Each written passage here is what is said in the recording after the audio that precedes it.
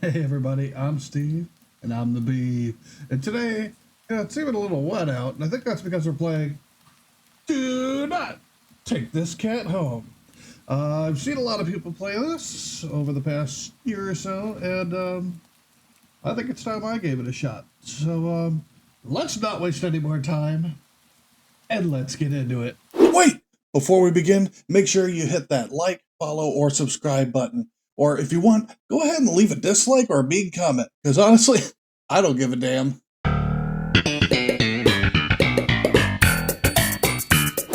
You're not having a great day, as usual.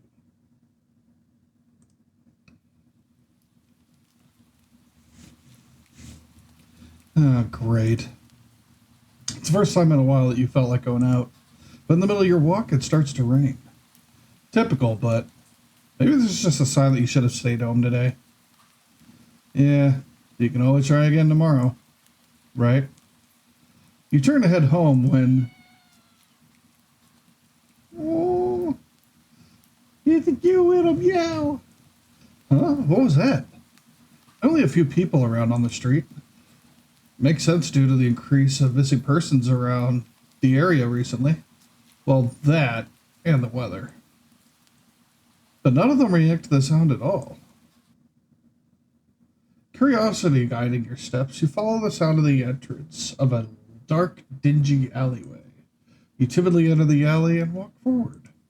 The ground dampened by the rain makes your steps sound louder and more confident than you actually feel. Mew mew! It sounds so cute. Finally, the sound source comes into view in the cold, dim light of the alley. At the end of the alley is a big cardboard box. Oh, it's a cat. Huh, guess that should have been obvious. It's an interesting looking cat. Its pretty yellow eyes shine like gold among the dark sea of its black fur. It puts its front paws up on the edge of the box and looks up at you. Meow. Ah, so cute. And it definitely knows it. I've never had much of an opinion one way or another about cats before, but if they're all like this one, it's a shock they haven't already found a way to rule the world. You don't think you'd mind bowing down to a feline overlord? You look around the alley with a small frown. Who leaves cats in cardboard boxes these days anyway? Wouldn't they just jump out and leave the box eventually? The cat doesn't answer you, obviously. It also doesn't do as you suggest and leave the box. It's just looking at you. As if it's waiting for you to make the next move. I'm going to save here because I know there's different endings. So I'll put one right there. And I'm going to do the quickest one. Don't take the cat home. With a sigh, you take a decisive step back. As cute as the cat is, you really can't afford to be taken to the pet on a whim.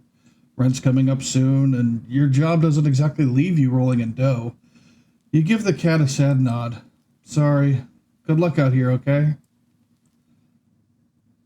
You turn around and leave the cat in the alley behind. Rain's picking up. Time to head home. Ending question mark. Nyata fool.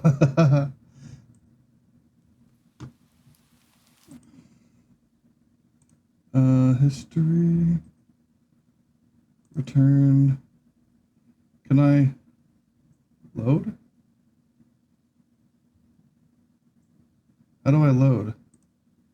I saved. Save.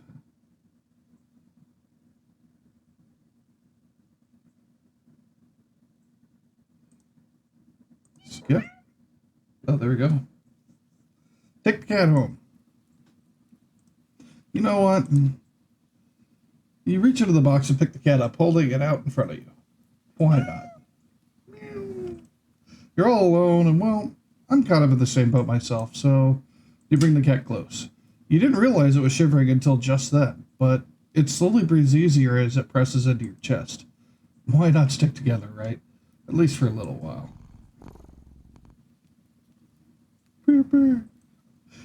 You think a little while will probably be more like a day. You'll be responsible and take it to a shelter tomorrow.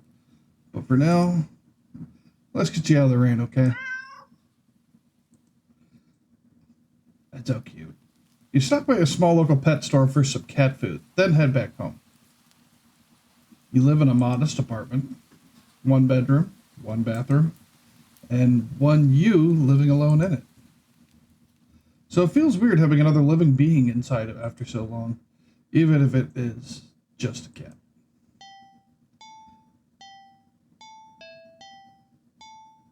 After locking the front door and placing the cat on the floor, you watch for movement as it curiously explores the new environment. Leaving the feline to its own devices, you set about making the both of you some dinner. You take out the can of cat food, open it up with the tab on top. You put some cat food on a saucer and click your tongue to call the cat over you. It perks up at your beckoning and rushes over. It looks at the plate of food and completely ignores it. Not hungry, I guess. You try not to let it annoy you. The cat doesn't understand the concept of money to appreciate that you spent your hard-earned cash on it. It's just a cat, after all. I'll just leave it here if you get hungry later, okay? The cat rubs its body against your leg with a purr. You smile. That's enough of a thanks for you. It follows you into the kitchen as you start on your dinner. You decide that you have enough ingredients for a sandwich.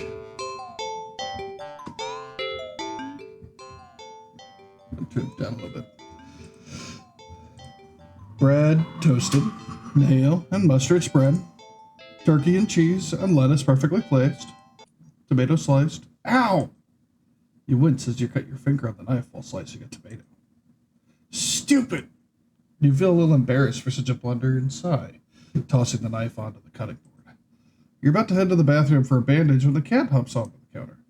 It sniffs at the knife and meows almost pointedly at you. Don't worry, I'm alright. It was just an... You watch as the cat starts to lick lightly, but enthusiastically at the blood on the knife. At your blood. You're so shocked by the time you've come to your senses, the knife has been completely licked clean. The cat sits back, staring at you. You feel a little uneasy.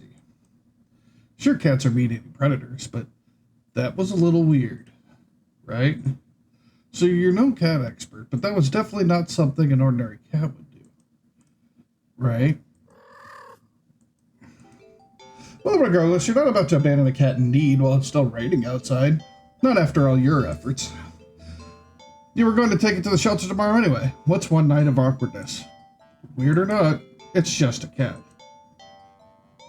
Rest of the evening, unfortunately, goes downhill from there. After covering up your fingers cut with a bandage, the cat keeps trying to lick at the wound. While you're eating your sandwich. While you're cleaning up the kitchen. While you're trying to watch TV. You gently push it away every time, but you're starting to get worried at the strange behavior. What if it's got a taste for blood and thinks you're food now? You're not sure what you'll do if it starts to get more aggressive. You keep thinking about the cat food sitting in the corner. Untouched.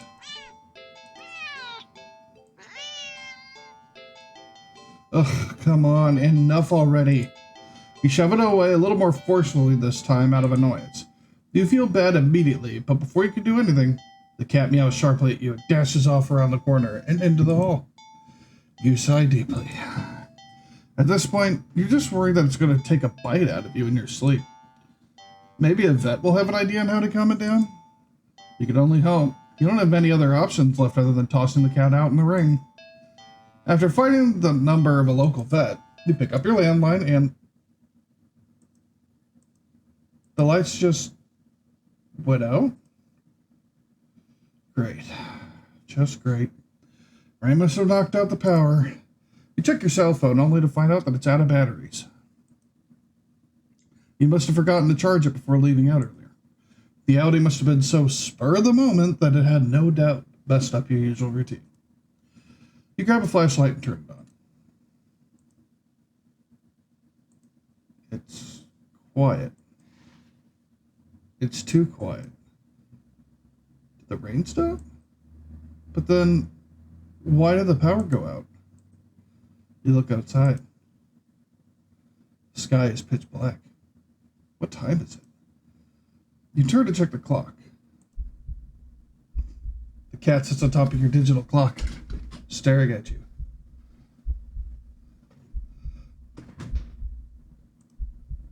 Thinking now you realize the clock shouldn't be working at all with the power outage, but the numbers are still lit up. And going completely hangwire. The cat stares at you. It's completely still. You'd think it was a statue if you didn't know any better. It's not giving off any indication that it's alive. It's not blinking. It's not even breathing, but its eyes. This isn't normal. You're afraid. You want to run, but you're afraid of letting the cat out of your sight. You consider tossing the cat out after all. But as soon as the thought enters your head, you feel a sharp urge to vomit. Those eyes, its eyes hold you still. Even with your flashlight trained on it, its pupils are large, around inky blots. Flashlight flickers. Oh. And the cat is gone. Fear immediately grips your mind. The silence, punctuated with the rapid pumping of blood in your heart, is overwritten as your ears slowly start to pick up the sounds of static all around you. How is the clock working with no power? You don't know why such a question matters at the moment, but you feel as if having the answer will make sense out of everything that's happening. That order will be restored. But no answers come to mind. You back away from the clock and feel as if the air itself coils tightly and abruptly in response, like a predator prepared to pounce, but waiting for your next move. But you're afraid to move. You're afraid to even take a breath. But you can't stay still forever, right? Whatever is watching you, you can already feel its impatience. It's too eager. You don't know how you know this, but you can sense it as clearly as if it had whispered.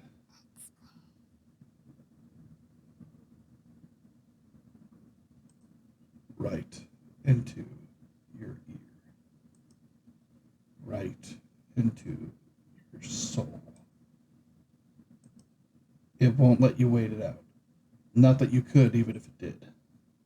You can't stay here. You have to run. This thought, a sudden primal instinct awakens within you, making you tear yourself into a hasty burst of movement, of action. But you're still weak from the fear's grip on your mind. Your legs tangle together under you in your haste, and you fall to the ground. Oh, a hit.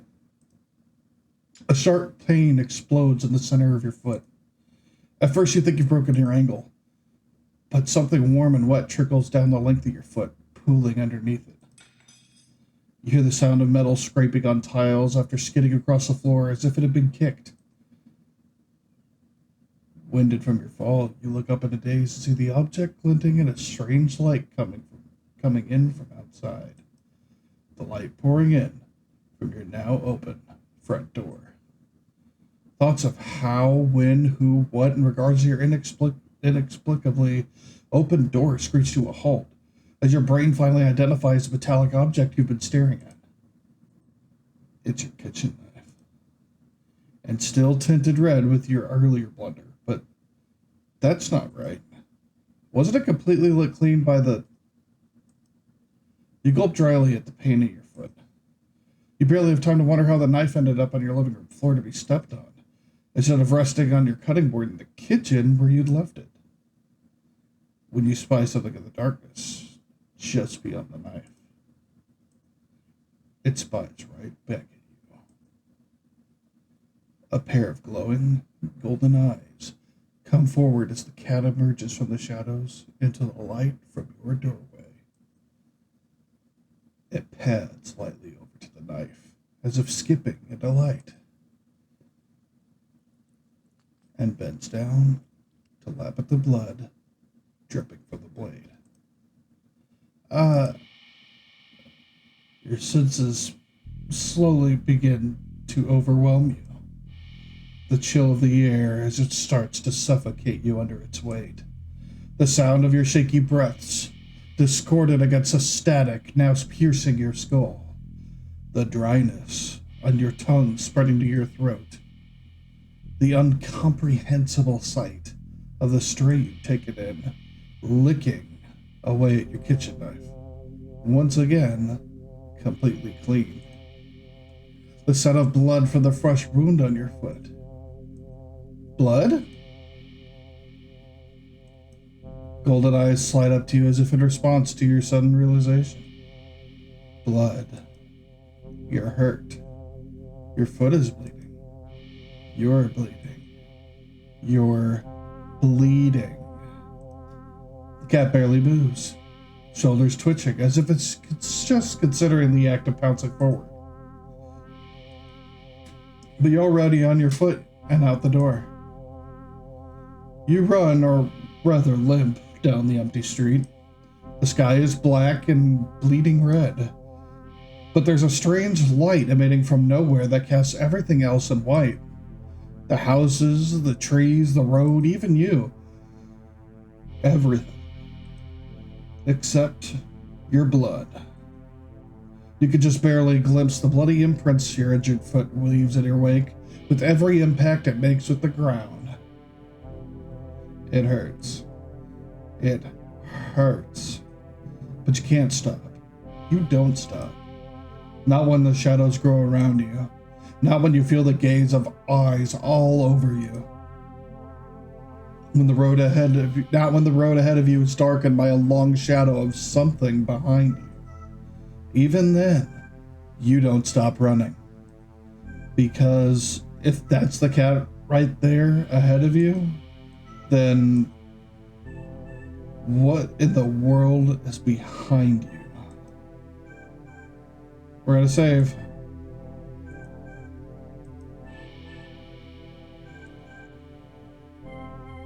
Let's look behind us. Huh? Interesting. Oh, very, very interesting. Ending 0. It begins.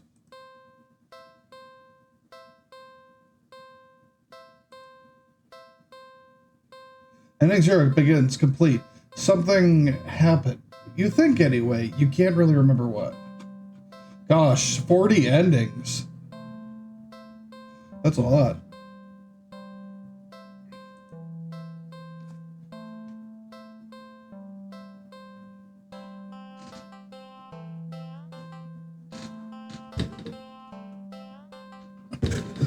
Craignet, don't take the scat home. Okay. Let's keep running. I'm used to my camera being over here. I'm trying something new and having it here. So if you see me looking this way, I'm looking at the camera that used to be there. Huh. Interesting. Very, very interesting. Didn't I keep running?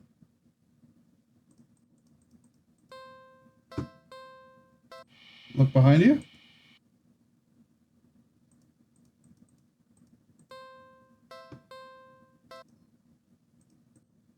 You're walking. Right, of course. It's the first time in a while that you felt like going out, and you're actually glad that you did. The weather's absolutely perfect today. That's a good sign, right? Maybe your luck is finally starting to turn around. You tentatively allow yourself to feel excited for the possibilities of where you could go or what you could do. Maybe even who you could meet. You're so deep in thought that you almost miss it. Huh? What was that? Curiosity guiding your steps, you follow the sound of the entrance of a lonely alleyway. The sunlight only just manages to reach down in between the tall buildings on either side.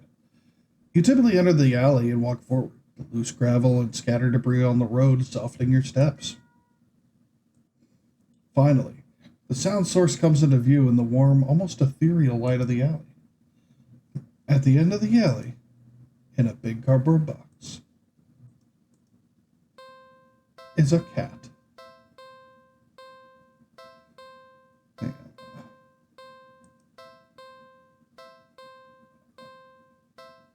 Oh, should I take something?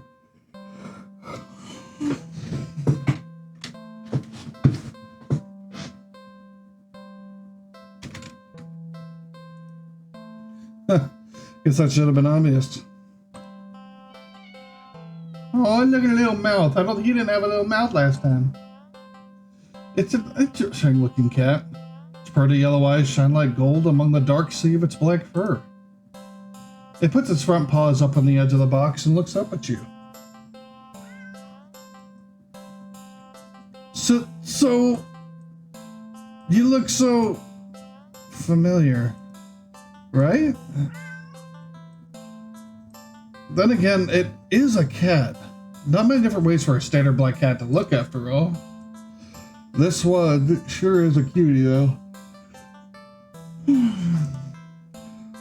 Just look. It's not glaring at you or hissing at you for getting this close like other stray cats have in the past. It's just sitting there patiently, waiting for you to do something.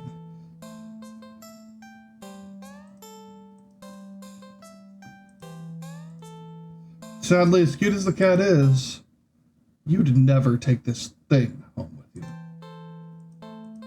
You just can't take it home with you. You're a responsible adult. You are. With rent and bills to pay for, not to mention you need to buy food to survive too, there's no way you could care for a cat long term, right? You can barely afford this little outing on your day off. What to do?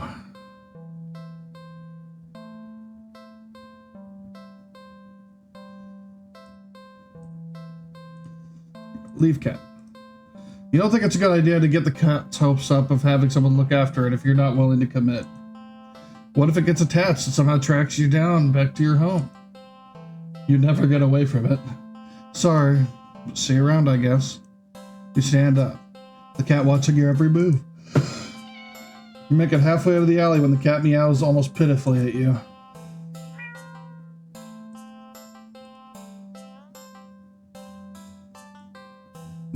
Nope.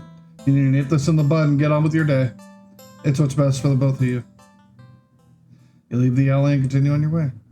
Wait, what was I doing? In all the excitement of dealing with your furry dilemma, you'd forgot that you still hadn't decided what you were going to do on your day off. I'm wondering how many saves I'm going to take up with this. Let's go watch a movie. It's been a while since a film came out that you were looking interesting enough to drag yourself to a movie theater. But there's showing of such a film at the old theater. The movie was a little too niche to be picked up by the new cinema that opened right across the street. That's okay though, you're not exactly a fan of the crowds. But nothing ruins the experience of watching a new movie for you more than a noisy audience.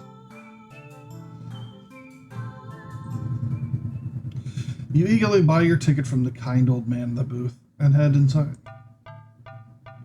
It's barren of any trace of other people, and the decor looks like it hasn't changed since the 80s, maybe even the 70s. But it's what you're counting on. You consider buying some popcorn, but can't help but be concerned that everything at the concession stand might be expired. You move on and walk through the halls, finally locating the theater designated on your ticket stub. As expected, the theater your movie will be playing in is completely empty. Perfect. You pick a spot in the middle, even counting the seats and taking into consideration the gap at the staircase. As you settle in, the dim light fades away, leaving the room pitch black for a few seconds.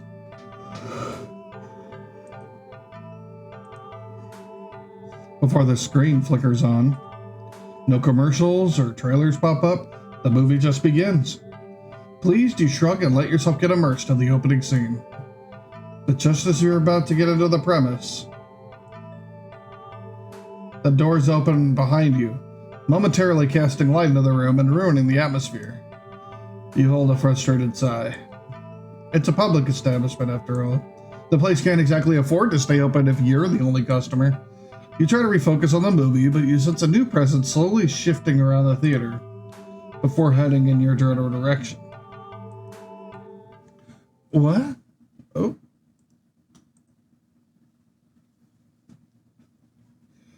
You gape in utter disbelief. Oh, damn it. Back? You gape in utter disbelief as a stranger shuffles down the aisle, only to sit right in front of you. Oh. Yeah, I clicked that twice. There's no one else here. Plenty of places to sit. The stranger is also unusually tall. Even with the stadium-like arrangement of the seats being on a somewhat steep incline, they're completely blocking your view. I'll just move to another spot. You don't want to risk escalating the situation further. This whole thing is already making you uneasy. Why would they choose to sit right in front of you? Surely they know you wouldn't be able to see past them. I'm sorry, guys. Shaking your head with a passive-aggressive scoff in the stranger's direction, you reluctantly pick another, less perfect seat in the theater. But as you settle down, you see the stranger get up, only to once again sit down in the seat directly in front of you. You look around somewhat helplessly, as if waiting for someone to silently agree with you about how odd all of this is, or at least to inform you that it's all an elaborate prank. But there's no one else here with you. That's how you've always liked it, but you can't help but think that maybe it would be nice to have someone else in here, if it meant not being alone in with this weird jerk. Move to another spot. You move again. And again. They sit right in front of you. You bristle, annoyed, and a little humiliated. Are they just getting a kick out of this or something? You've wasted enough time with this jerk that you don't even know what's going on in the movie anymore. You hate confrontation. You can already feel your palms starting to sweat at the idea of it. Your throat's closing up, and your body's starting to shake. You've always been more of a flighter than a fighter. But you paid for this ticket. You've wanted to watch this movie for ages. And now this total stranger has ruined the entire experience for you. You're all alone in this theater. There's no one who will help you if something goes wrong. But you're angry enough that you ignore the signs of your body begging you to put as much distance as you can between yourself and the stranger. I'm sorry, guys. I'm really tired.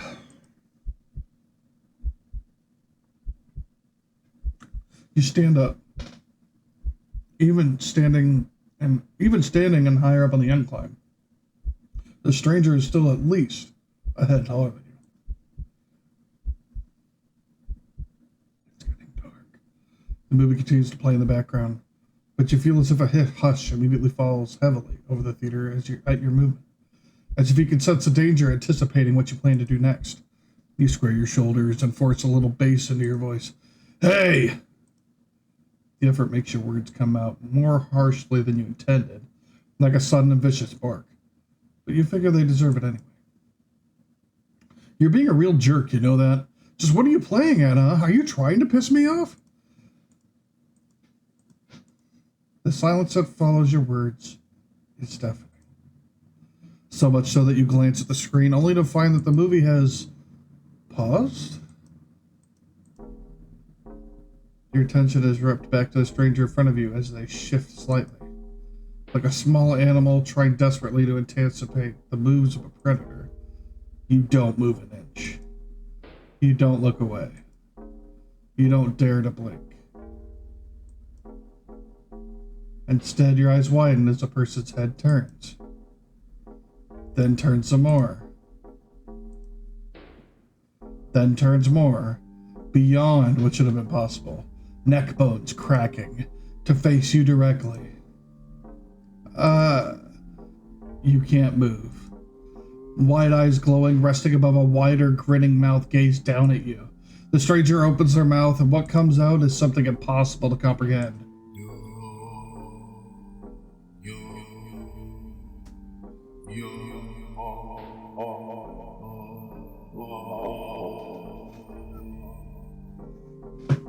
Cat David! The voice is endlessly deep and creaks like a weighty door, foreboding and oddly melodic. Alluring. But it also snaps you out of your terrified trance before you know it. You're already out the door.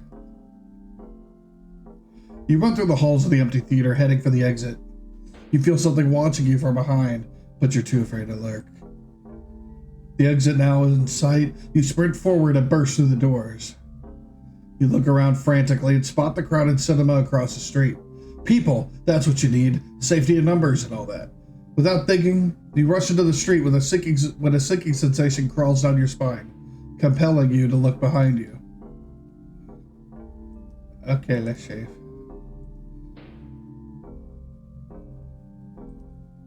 Look behind you. Despite your resistance, you feel your head turning to look back of its own accord. While in the middle of the street, you catch a glimpse of a grotesque-looking person standing behind the glass doors of the old theater, watching you intensely, cradling something in their arms. I'm gonna get hit by a car, aren't I? Something familiar. But I knew it. A glimpse is all you get as the truck speeds forward and crashes into your body.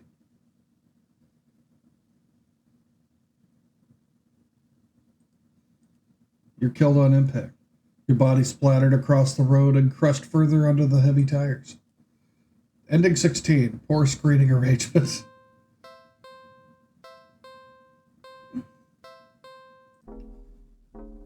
Go to the new cinema. Refusing to even risk a peek over your shoulder, you rush across the streets of the new cinema theater. You didn't realize that it felt like you've been surrounded by some kind of dreadful pressure until it very suddenly vanishes, leaving you feeling more than a little shaken. But at least breathing comes easier. You think it's within your best interest to repress everything that's just happened. Yeah.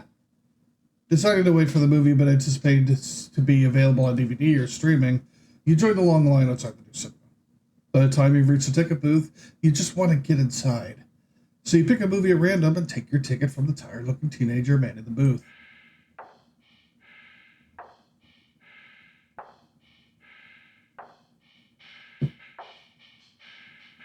Okay. Hey. Get it. Yeah. Yeah. The decor is chic and sleek, and the inside is bustling with people. This is a bop.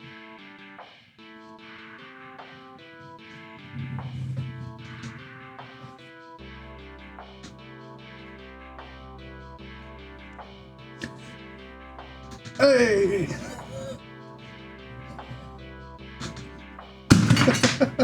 I'm stupid.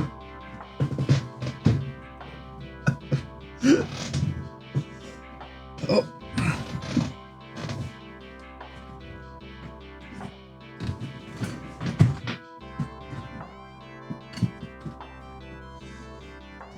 All right.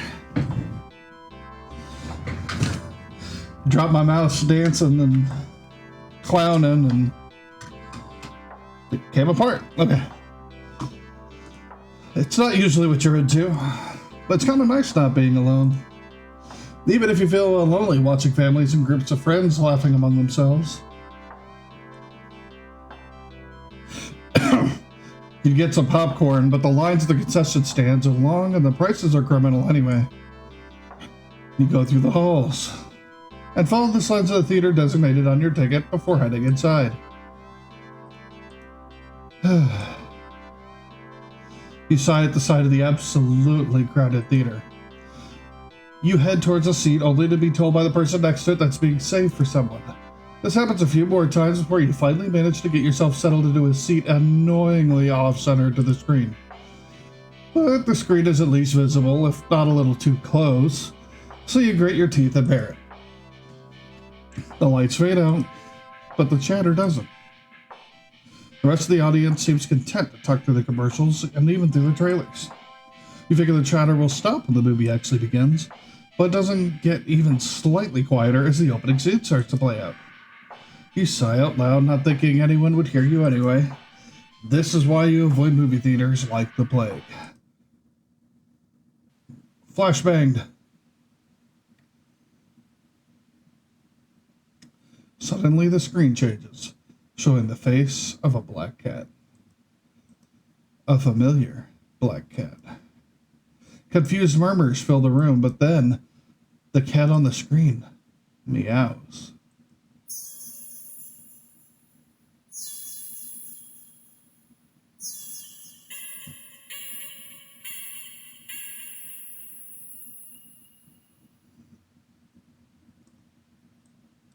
The sound is strange and not at all like any cat should sound. Haunting, almost melodic. Before I click any further, anybody who's played Saints the Third or Saints Row 4, does that not look like or remind you of Professor Genki? That was one of my favorite parts of those games, is the Professor Genkis. I forget the whole name of the show. Super Reality Climax, something like that. Anyway. And layered as if made of multiple vices of different creatures. Creatures I would probably never say.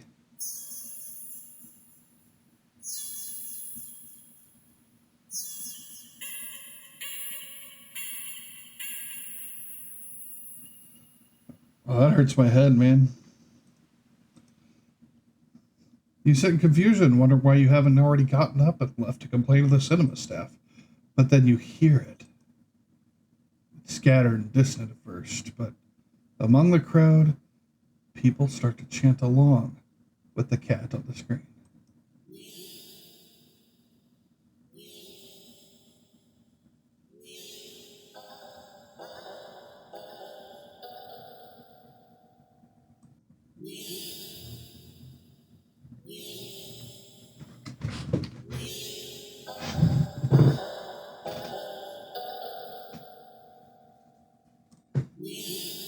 Soon the entire room is chanting in perfect unison. Everyone's staring intently at the cat on the screen. You feel strangely drawn to the screen yourself. But the compulsion to stare blankly like the others isn't that strong. For now. Also, you start to notice out of the corner of your eye that some of the people in your immediate vicinity are looking at you. No. They're outright staring holes into you, even as they continue chanting. They don't miss a beat as they continue to frown at you in blatant disapproval. Their scowls deepen as time goes on, as if they're getting impatient.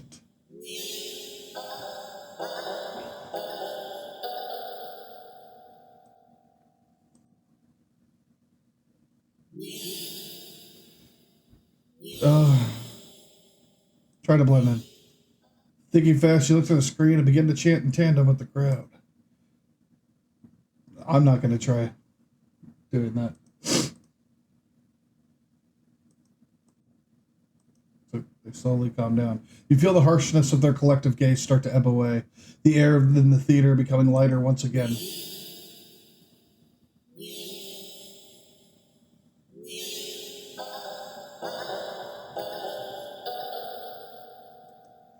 You release air shakily, just realizing you've been holding your breath earlier.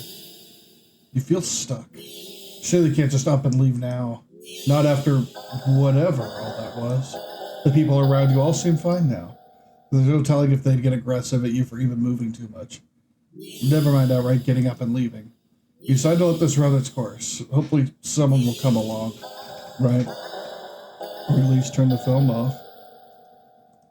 You continue to chat along with everyone. You start to feel lightheaded. You feel as if you could fall asleep, but your eyes don't feel heavy in the slightest. You try to look around and gauge the other's emotional state, but you can't seem to look away from the screen. You try again, but you still locked into eye contact with the cat on screen.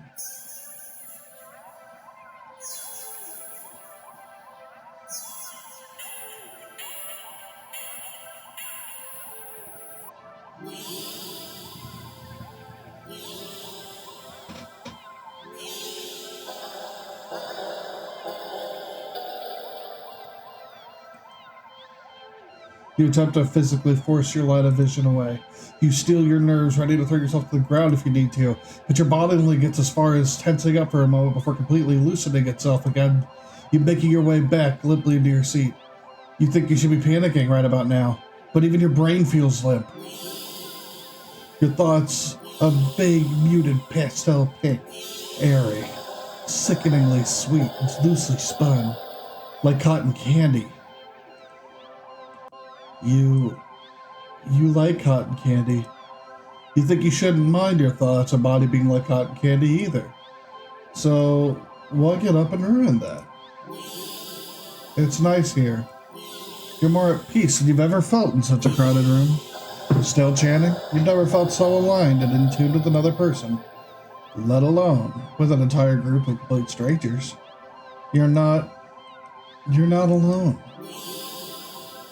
Out of the corner of your eye, the person next to you starts to sink back even further into their chairs.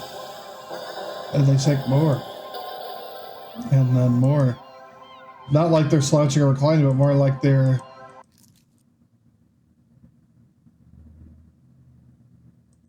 deflating. Their skin bunches up and wrinkles like fabric as if their muscles, their bones, have started to disintegrate. Their eyes dim before sinking into their sockets. Their mouths, still attempting to chat, falls open over a cut-off "yeah." Gasping of the words end in an awful hiss, a final weak release of air. You muse thoughtfully about whether or not you should be distressed at the sight. But even then, the blanket of peace doesn't leave you. Suddenly, from the pile of skin and clothes next to you, you see a lump moving around. You watch in dazed fascination as the lump makes its way to the part of the skin where the head used to be. And from the mouth crawls a tiny black kitten.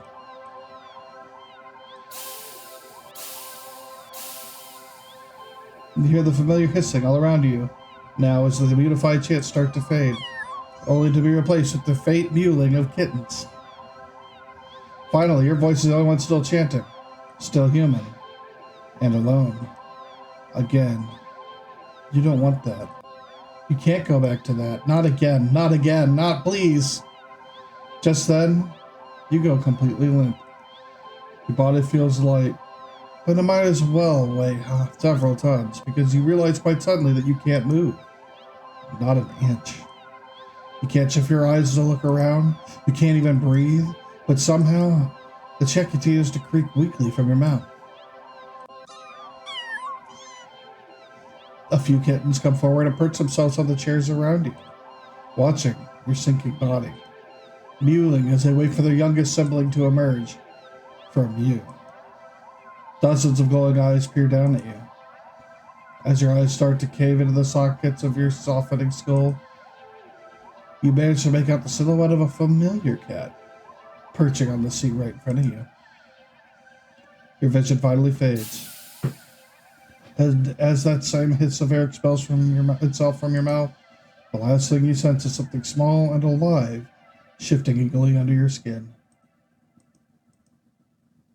Ending 18. Happy birthday. Let's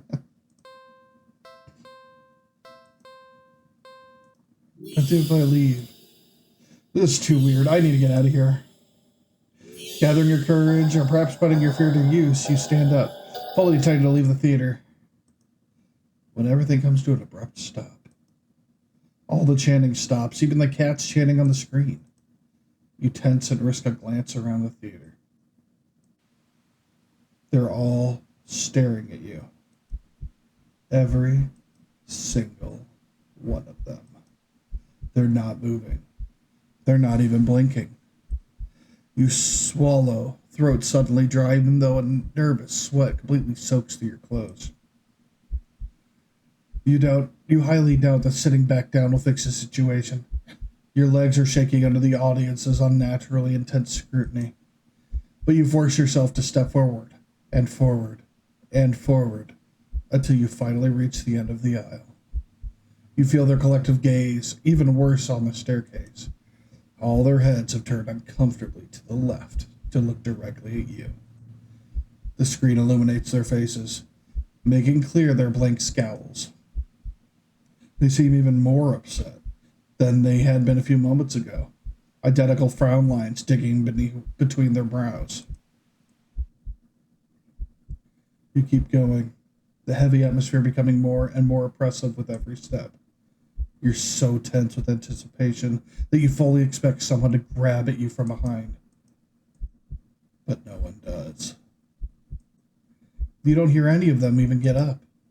You exit the theater, holding your breath as the doors close behind you. You briskly walk through the halls, putting as much distance as possible between you and that theater full of people.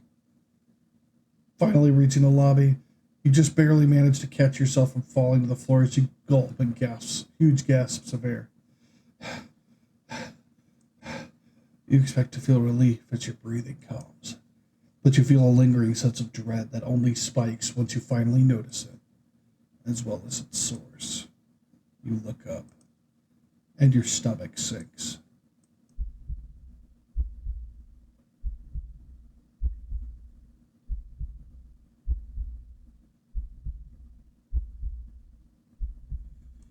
All the people in the lobby area of the movie theater, everyone in line at the concession stand, all of them are staring at you. And they look even angrier than the people in the theater. You don't hesitate this time. You duck your head, avoiding eye contact, and leave the cinema. You ignore the glares of everyone in the ticket booths and the lines leading to them. You make your way home. Whatever you dare to look up at someone on the way. Whoops. You flinch at the blatant anger, fury, and disgust on their face. You think until you start to hear the faint sound of a cat's meowing behind you. Or maybe a kitten's? Doesn't matter. You just want to go home. You reach your front door and fumble with the keys, cowering from the look of pure hatred on your neighbor's face as he stares at you from his door. Finally, you get inside your apartment, lock all the locks on the door, and slide down with your back against it till you're sitting on the floor. You allow yourself a moment to breathe. Now home, your heartbeat calms and your fear slowly bleeds from you, leaving you feeling strangely empty. You pass the kitchen, head to your room, slip onto the covers over your bed, trying to fall asleep. Maybe it's all just a bad dream. As you fall into a fitful sleep, sure to be full of nightmares of glaring eyes, you try to ignore the ever-increasing sounds of cats meowing and yowling in the distance outside your apartment. Ending 17, Black Sheep. I'm going to be doing a part 2. I'm going to be doing multiple parts of this for the series, as this is interesting.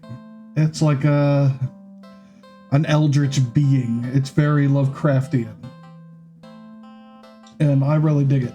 So, I hope you guys enjoyed it. Thanks for coming out. And make sure you hit that subscribe. You can leave a like. You can leave a dislike. You can leave a nice comment. You can leave a mean comment. Because the fact of the matter is, I'm Steve the Bee, and I just don't give a damn. Thanks for coming out, guys. Hope to see you next time.